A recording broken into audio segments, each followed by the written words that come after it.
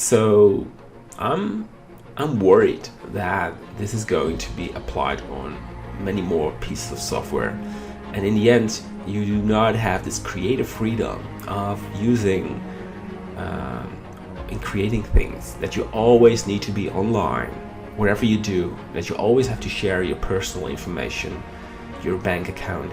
It's worrying me. If you compare them together, they look different, but it's not like it's a huge camera, but the sensor is the 4/3. The Mavic 2 has a 1-inch sensor. I cannot open this in 2.93 anymore. So it was the perfect timing that there was a new Blender. It's super fast and I can import my photo scan. Yeah, there we are. In Reality Capture, I opened my scan. So when I did a raw calculation, I get this, and this scan has 114 tries. Should be around 16 million vertices. Then you can optimize your scan a little bit. In the end, you project your. I have to turn off this lesson. Yeah, much better. And you have your scan. So photo scanning is starting to get real. So we got Blender 3.0 with a very fast viewport. And also I'm working with Unreal Engine 5, which is able to use these scans in real time. So we're now entering this stage of working with models, like high quality models, in real time, and that's like blowing my mind.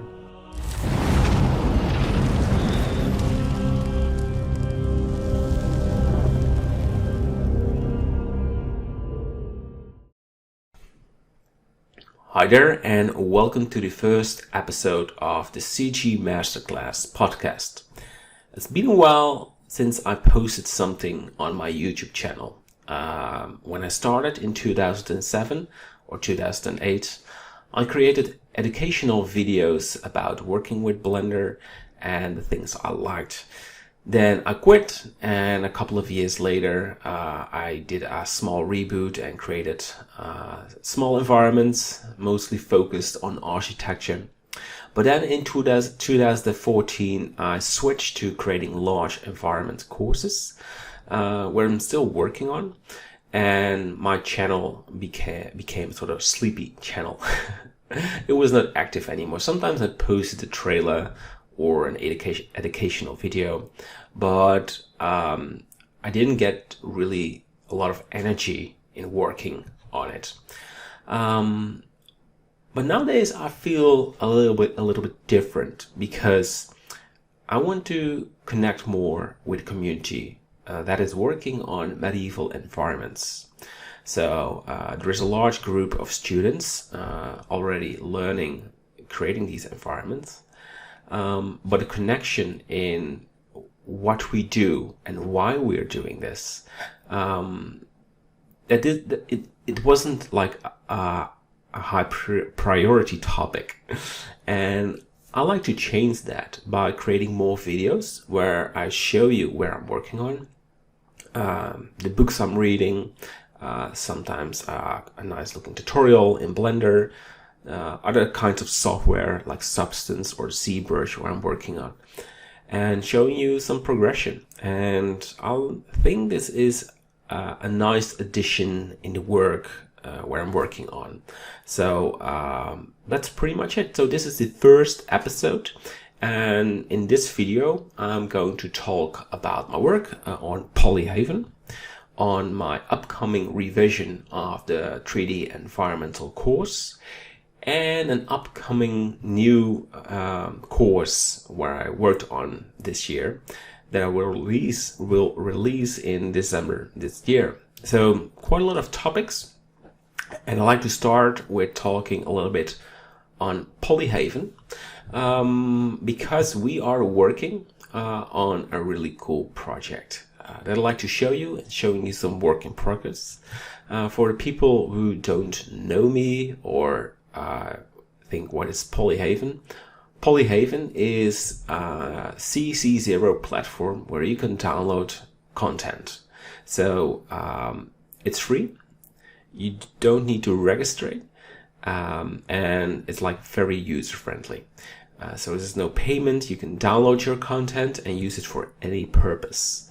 The reason that I started to work on Polyhaven together with Greg was that I had quite a lot of material, like content that I created myself for my work, and I only use it for my project. So after a while, when I switched to higher quality content, I threw it in the bin because I didn't use it anymore. So we had this thought of, why not sharing it with everyone, like Blender, without asking a fee for it? So this started in 2018, and now we're in 2021, and we have a really nice platform, Polyhaven, where I would like to show you what we're doing and show you the latest project we're working on. So this is Polyhaven, and yeah, I'm really proud of what we have right here. So it's like you go to assets and you have the option to use HDRIs, textures, and models. I mainly focus on textures, so most of them are created by me, but we are now hiring new designers, and they are also working on content. So it's not my platform anymore. We're doing this together, and we're really enjoying it. So we have a Patreon where people donate money so we can work on new content and sometimes buy equipment so we can improve our work. So this year we started with themed projects. So before we just added new content.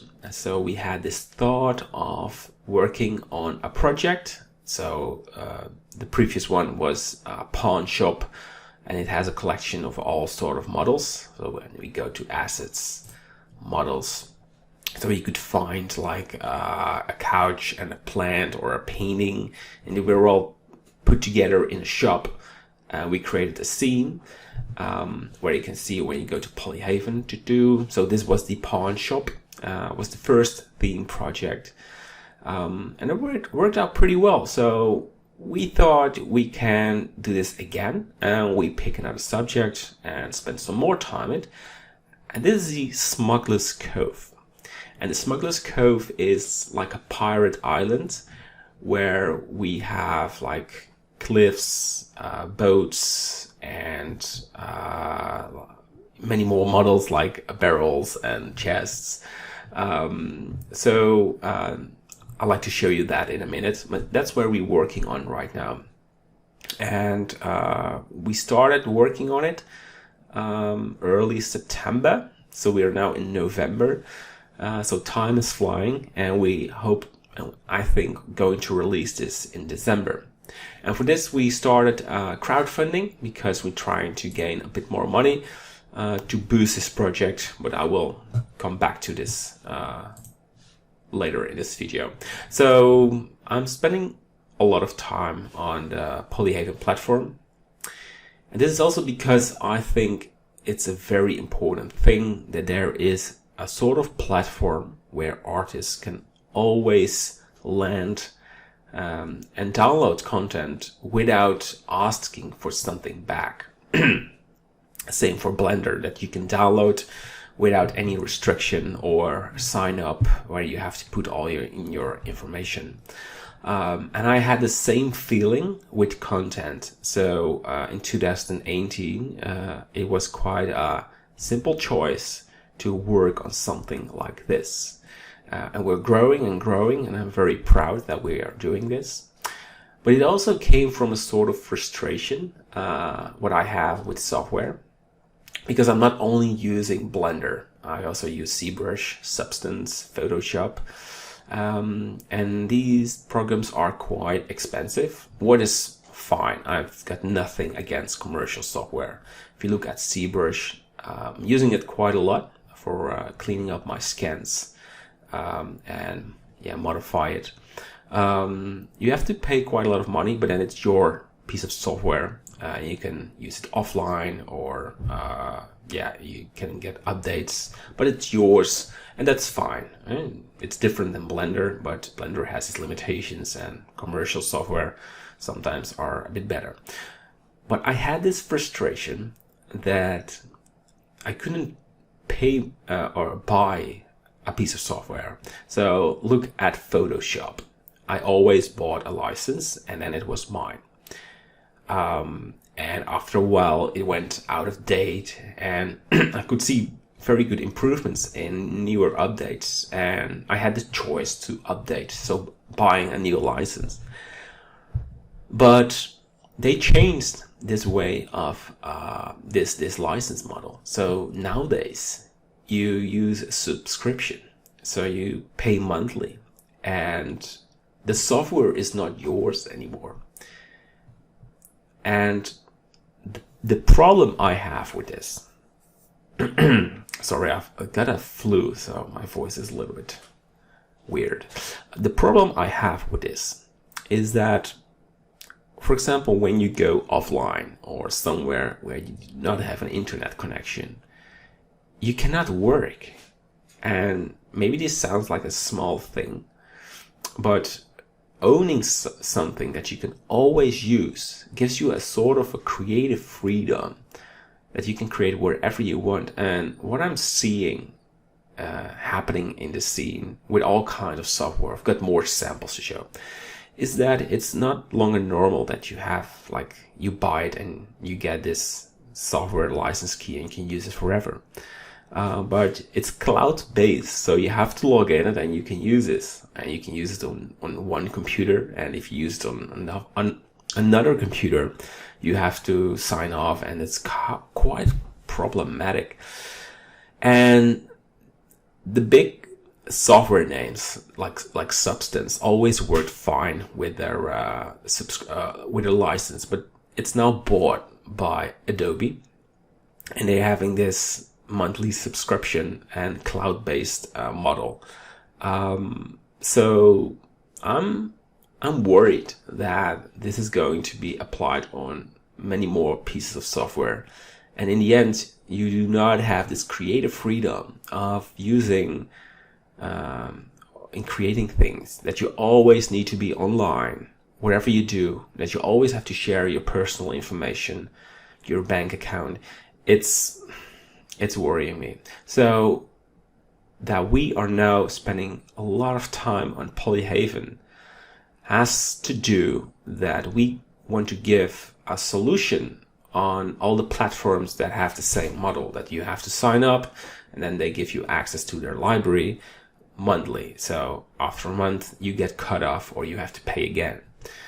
And I know we are small and we are not like a software company, but we have this vision that if we spend a lot of time on this, we can be an option for a lot of artists.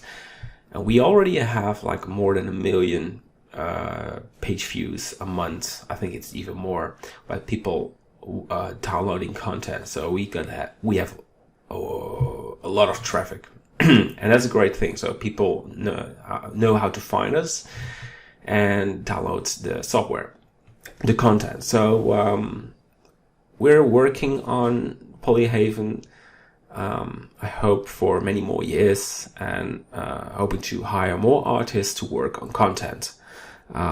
So that's something I like to do a lot. So that's it about Polyhaven. I can show you something more where we're working on. So I like to open my folder. So we have this render of the Smugglers Cove scene, and these are the cliffs that I scanned, and this is a fort Rico made, and we have some boats. I already had these in my collection, so I'm sharing these, and I think this is going to be an amazing project because we offer high quality assets that you can use in Blender or a game engine like Unreal Engine 5. We're optimizing these so you can use them very easily, but we still need to spend quite a lot of time to make this happen. But you can already see how far we are with the content. We also have vegetation like plants and trees, so it's quite fun. So that's the Smugglers Cove. In the end of the video, I will tell some more about the crowdfunding, but I don't want to be this like a crowdfunding video. This is about my work and what I'm doing.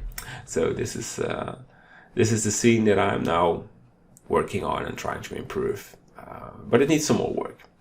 All right, so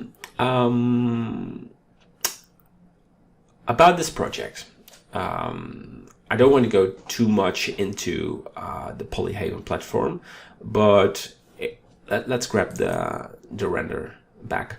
So the creation of all these assets, these are photo scanned clips. And I think it's nice that I'm going to share something on this with you, how I create these. So for quite some time now, I do photo scanning with my camera. And I can show you my equipment. This is my Nikon camera, the Z7. I'm now using this for 2 years, almost 2 years. Yeah, 2 years, because when it went out, I bought it. So this is a really nice tool to have for photo scanning. And before my camera, the Nikon Z7, I had this Nikon 5300 that I use for photo scanning. But if I compare this with this camera, it's like a complete different world of quality. So when I built my PC with the specs, I will show you my specs of my PC. So I have 108 gigabytes of RAM. It went very smooth with my previous camera. But since my upgrade, I cannot use my full resolution on my scans anymore because it's crashing all the time. So I have to downscale everything. So I probably need to upgrade someday with better equipment on my computer, but it works. So for some time now, I'm doing photo scanning with my camera. Most of them are like brick scans or terrain scans. So I'm holding my camera and making like 200 photos, and I'm putting them in reality capture and calculating the scan. And then you get output, and then you do some post work, and in the end you have a tileable texture with normal map, roughness, heat map, and that works pretty good. But I think it was 2 years ago, in the end of 2019, I bought a new tool, a drone. So this is the Mavic 2 Pro with a camera, and I bought it not for photo scanning, but I wanted to make environment videos to learn, to teach, and to share. But while I was working with my drone, I started to capture images. It can capture photos in RAW format. And I was able to make landscape scans from terrain. And I can show you a texture. For example, this one. This was captured in Norway. And it's quite big. It's 50 by 50 meters. So normally my scans are 2 by 2 meters. So I realized how powerful this piece of hardware, the drone, is in my work. And nowadays I do quite a lot of drone scanning. So I went to Sweden, Norway, Belgium as amazing terrains. And 2 months ago I went to the Caribbean for the Smugglers Cove project. If I compare my drone with the Z7 camera, there's quite a difference in quality. So let's talk a little bit about the system specs, because it's interesting how this works. So my camera has a full frame sensor, and I think it's 40 million megapixels. My drone has a 1-inch sensor and can capture, I think, 20 million megapixels. So if I compare the photo result, it's it's totally different. So the drone is more blurry, and my camera have very, very sharp photos. Of course, it also have to do with your shutter and with your shutter ISO and the other diaphragma, I think. But the images were more, yeah, blurry is not the right naming, but not as sharp as my camera. Logic, well, it's like a full frame camera and a 1-inch sensor drone. So I felt there was a sort of limitation in scanning. So it worked out, but I was already looking for a different type of drone. You got the Inspire from DJI with a better camera. But I thought I will wait some time. And last week, or this week, the new Mavic Pro 3 came out. And I fixed it. So I have a new drone which has a way better camera. And I think it's fun to show you the difference. So maybe I can show you this drone camera. So if you compare them together, they look different, but it's not like it's a huge camera. But the sensor is the 4/3. The Mavic 2 has a 1-inch sensor. So to be honest, I wasn't really into sensors. So when the specs came out, it was a 20 million pixel camera. So I thought that's pretty the same. So is it worth buying? So I went into the in the sensors, how that works. So I have this this sheet. So my drone has the Mavic 2 has a 1-inch sensor. My my Z7 has a full frame. So that's how big your sensor is. And the bigger your sensor, the clearer picture you have with less noise. So my new drone has a 4/3, so you can see it's almost doubled the size of the sensor. So the image should be better. But this is this is not practice, but theory. I wanted to show you the difference between both drones. So I captured with my drone 2 images. So I'm putting this in Photoshop. I'm putting them right there. Because it's a raw image, we have to fine tune a bit. But we've got a lot of spam, and because my camera is get started. Is in front of it. This photo was edited in a newer version. Well, fine. So it already has like tuning. So when you start, everything should be 0, 0, 0. So this is the Mavic 2 Pro raw with let's go to the specs. That makes sense. Properties. So there we go. So it has details. Ignore this because that's not okay.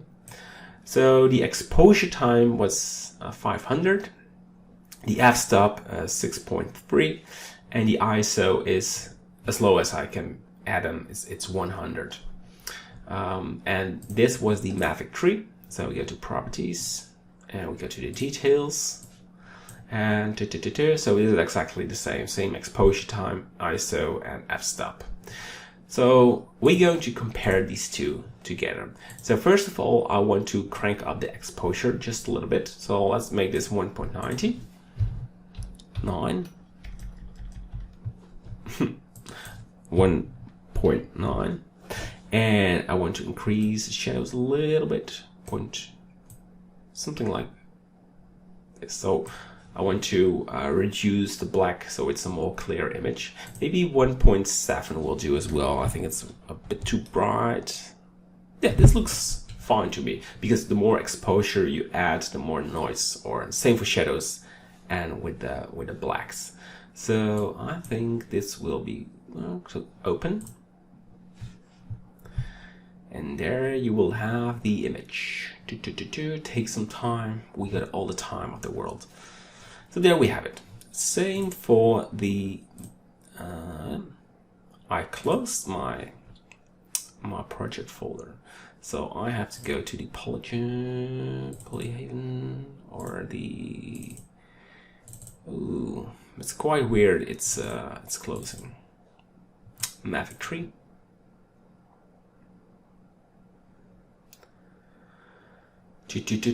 So we're going to do exactly the same. 1.7, 1.7, and crank up the blacks. And I think I want to go to 1.8 for this one, just a bit more. Or maybe we should just keep it the same to have a good measurement. All right, so let's open this one as well. So we now have the Mavic 2 and the Mavic 3. So it was at the same time I put my drones in the air and I captured some images of this structure. So how can we compare this? So we're going to zoom in and take a look at the details. So let's start with the bricks. So when we go into detail and when you get closer, you can see the bricks get like noisy. There's a lot of noise. And what I call blurry. So when you get close with your camera, for example, the Z7, you get this ultra sharp image of or resolution of your bricks. And I know you cannot compare this because this is a drone, you're far away. But this is like the smudgy thing what happened. So now I go to the Mavic 3. So this is also 20 megapixels and it has the same resolution size. But still, because we have a better sensor, it looks different. So we go zoom in and maybe it feels still noisy to you, but I feel, I can see a way crispier detail in it. So if you look at the border for this one and we go to that one, so this is like all more blurred out, so you cannot really see the details. And when we go to this one, there's more detail visible. I can show you more, maybe to this small flag. So look at the green, the leaves, and this flag. So now we go to this image and we go to. So you can see again the noise, and this has everything to do with the sensor. Is make it like blurred out. For photo scanning, you want to have sharp details.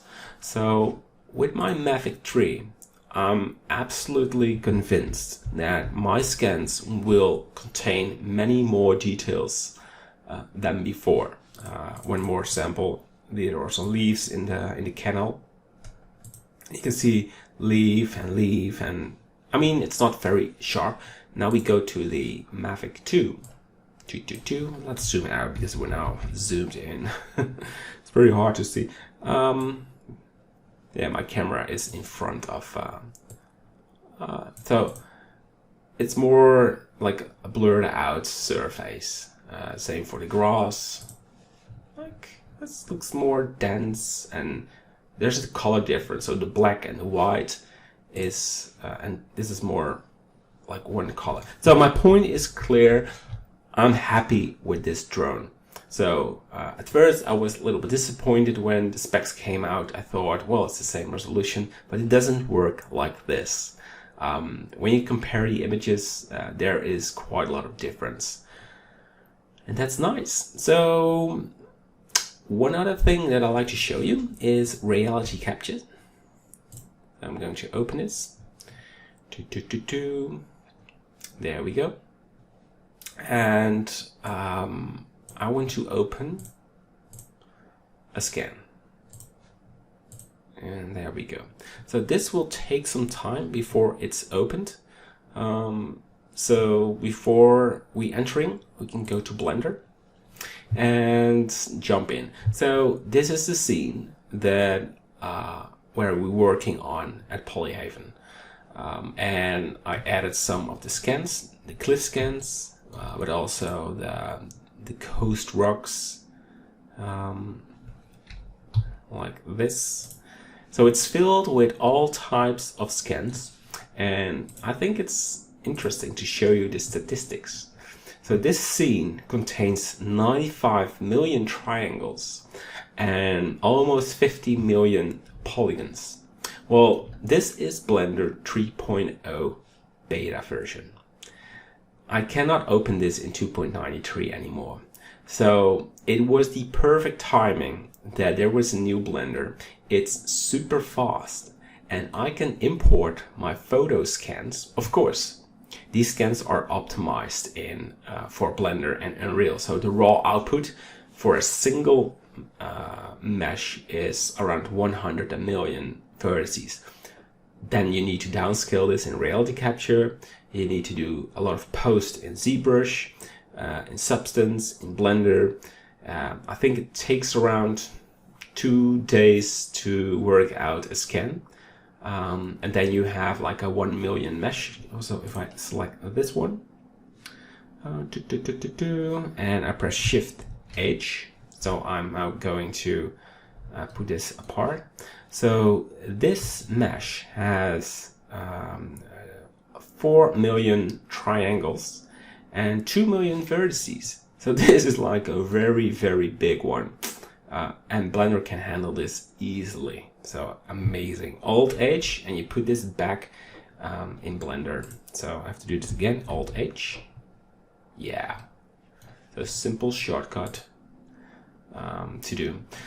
So for the first time, I'm able to import my photo scans without having this problem that Blender is crashing or loading. Of course, it takes some time to load the scene, but I feel it has an amazing boost in performance in the viewport. Rendering is still like a problem for me because I'm using 8K textures, and when I'm rendering, it's used like all my memory and it crashes. So I have to play around, but there is a nice tool if you're facing this problem.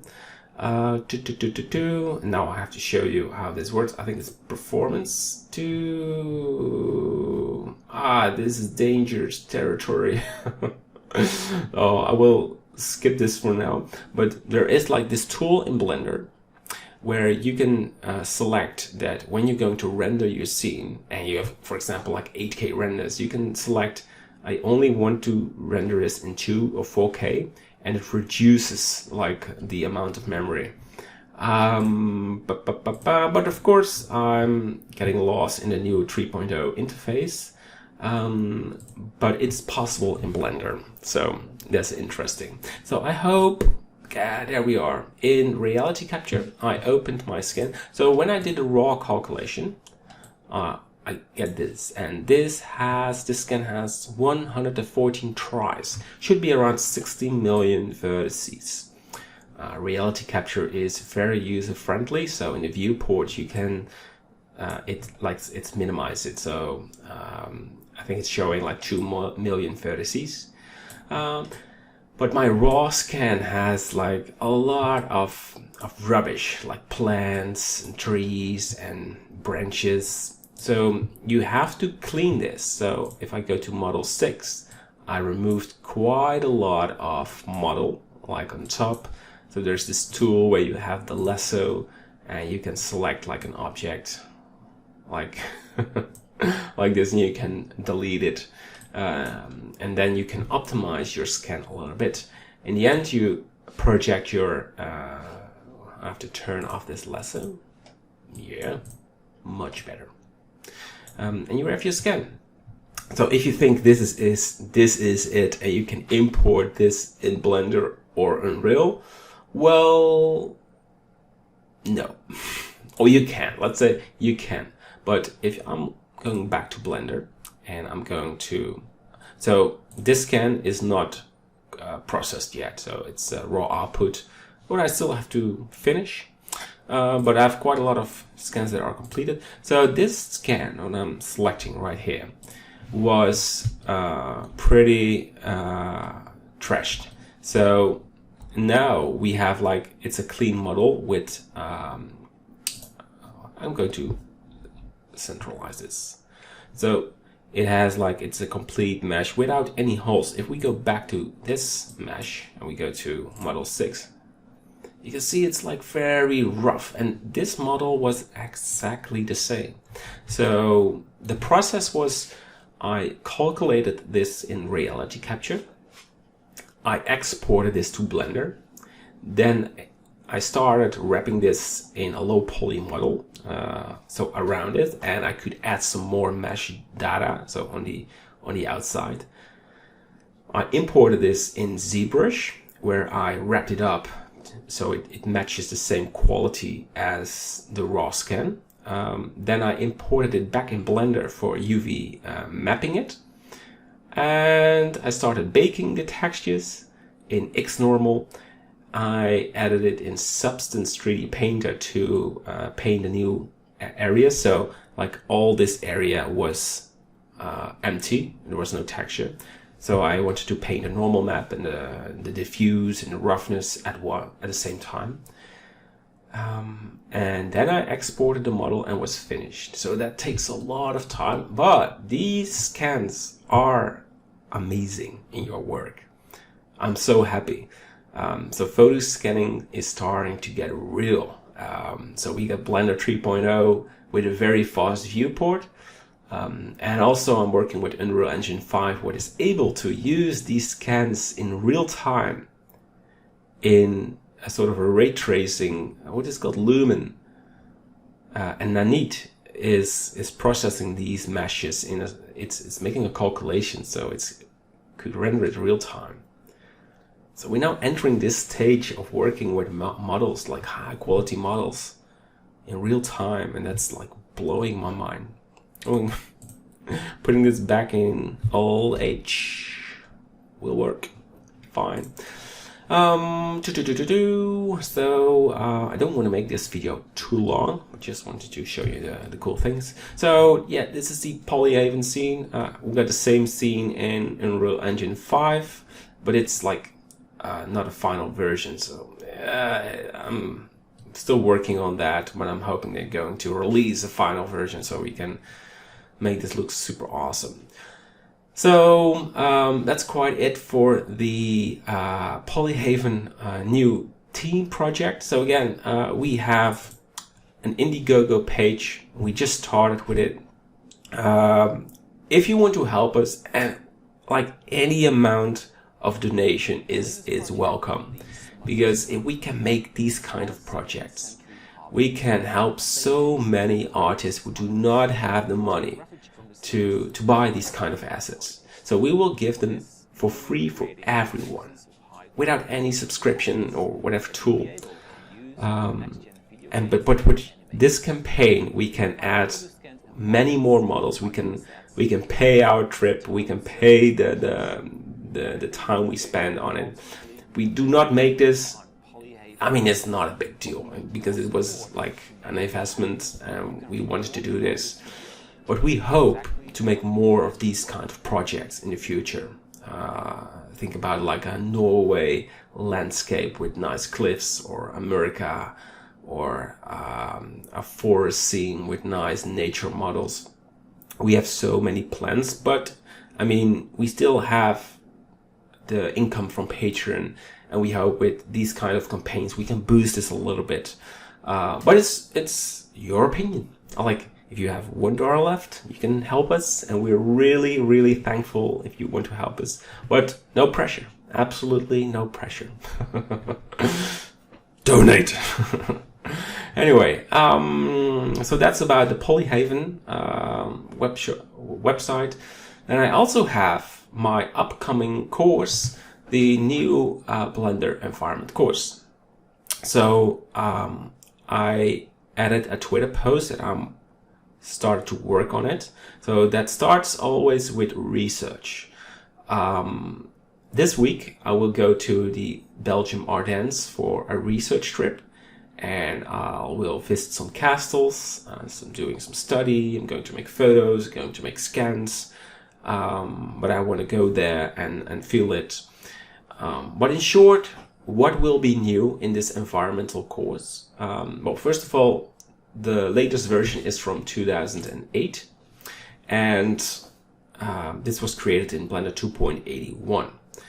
So we are now in Blender 2.93, and soon Blender 3.0 will arrive with so many new cool features that I have to update it.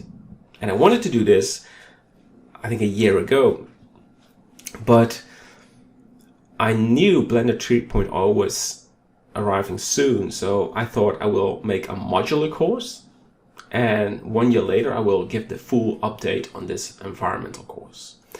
And we're now getting there.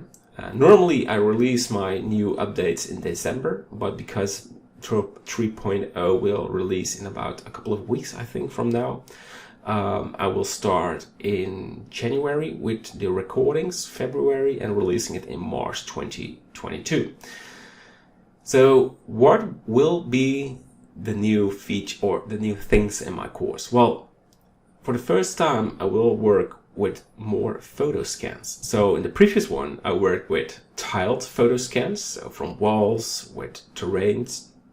But in this new course, I will start using more object scans, like castle walls or cliffs or rocks. But we will also do quite a lot of hand modeling. So if you want to make a unique medieval house, you're still making this by yourself. And that's what I'm going to teach you. But nowadays, we can make our scene more spectacular with combining scans, for example, in the backgrounds, or you have the foreground, you have a river, and you don't have to model these stones and rocks yourself. You add a photo scan, so it will save you quite a lot of time, and you can spend all your time and focus in the thing you're really good at, like architecture, medieval houses, castles, or whatever you really want to make. So we also have the geometry nodes, and I have to be honest, till now I haven't worked with it yet. And this has to do because I remember when 2.8 was arriving, I started it work in the alpha version, and each new version had something new in the interface. So when I had a break for like 4 months, because 2.8 took like years to develop, 4 months later the interface was changed completely. So it was very confusing for me for learning something, and then 4 months later I have to do it again because the buttons were different, new options. So I thought maybe when I start very early with geometry nodes, I'm going to be very fixed on some tools that need to be improved a lot, and I'm going to learn myself very complicated working methods, what can be maybe solved in a new update with a more logic nodes tree. So that's the logic behind it. I wait with it. But what I've seen from geometry nodes, it's going to change the whole way we're working. For example, with the generation of vegetation in your scene, how to put the grass and the trees, but also for tree generation or path generation. It all changed. So a new course is essential if I want to continue. And of course, I mean, I live for this subject. Medieval environments is like my air, what I get happy with. And sharing that with you is the thing I love so much. So it was pure a schedule thing that I wait before the time is there that I can work on. So this week I will go to Belgium, scanning things, make nice environmental videos. And maybe I can show you some of them next week in the next episode. But that's on my mind right now. So I'm doing a lot of research. I've read quite a lot of books. So there's also new techniques to share, new things I learned making these environments. And in the past couple of months, I created 2 new scenes. So this was a good example where photo scans are combined with modeling. So like all these things in the foreground, all are photo scans. Even the plants are scanned with a light scanner. Epicness. Looking at the structure, most of it is hand modeled, but the windows are scanned. The entrance is a scanned gate. So if you do hand modeling, you have to spend like hours, maybe days, and now you can do this very easily. It has a downside because you have a fixed model that's hard to change on your structure. So for example, the bridge is a scan on the front. It's a photo scan texture, but most of it is hand modeled. You can see it because it's like not having the photo scan looks, but I'm working to find the best solution. So this was the scene in the Ardennes. So a month ago I created this scene. This was a more subtle way of, most of it is hand modeled. Just some parts are photo scan. So the walling is a photo scan. This is a photo scan. This bow is a scan. But the plants are light scanned. Some were not mine. It's a design, so it's not all I make is my own work. The trees were the groove, or what is it? A tree generator with my own twigs.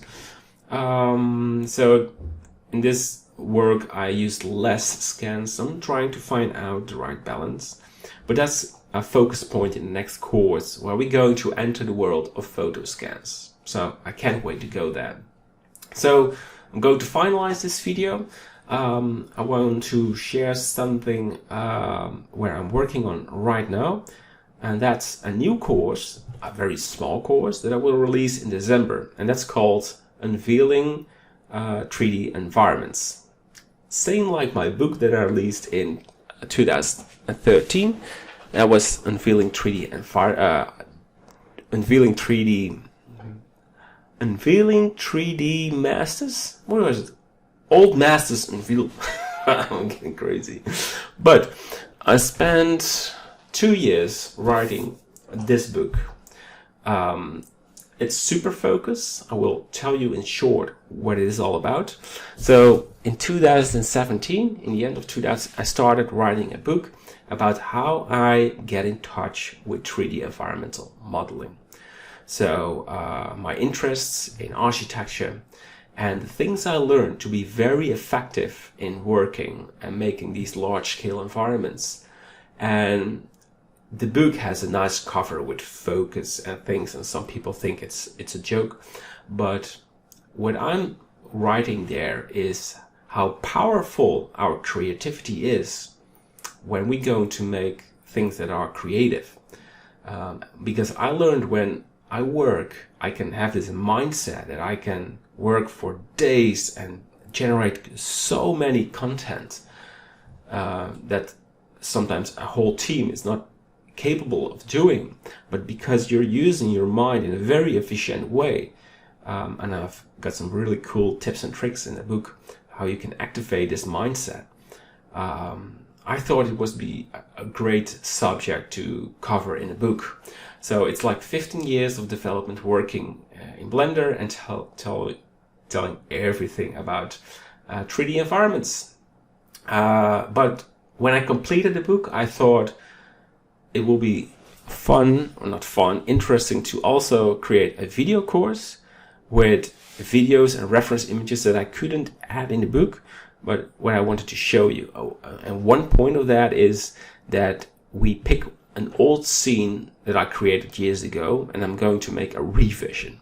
So with all the things I learned from old paintings, but also with a new mindset, how I watch paintings and artworks, how I could improve this. So when I released it, my old work wasn't really making an impact, but my new one was like doing very well. And I'm explaining how this works, so how you can do that. So I will release this course, Unveiling 3D Environments, in December, so stay tuned. I will tell more about this in the upcoming episodes. So it will be a package of the ebook and the video course. So that's pretty much it. I'm going to end this video. I hope you like this concept. I'm still working on my room. So this is where I work, this is where I study. I'm trying to make this look nice, like a nice environment where we can have a chat. So now I discuss some subject like Polyhaven and my video course. But in the next video, I can talk about architecture, about new artworks I discovered on ArtStation, for example, telling why I like it, maybe showing you some short tutorials in Blender, just things that that I enjoy and hope to share with you. All right, that's it. I hope you enjoyed and see you in the next episode. Thanks for watching.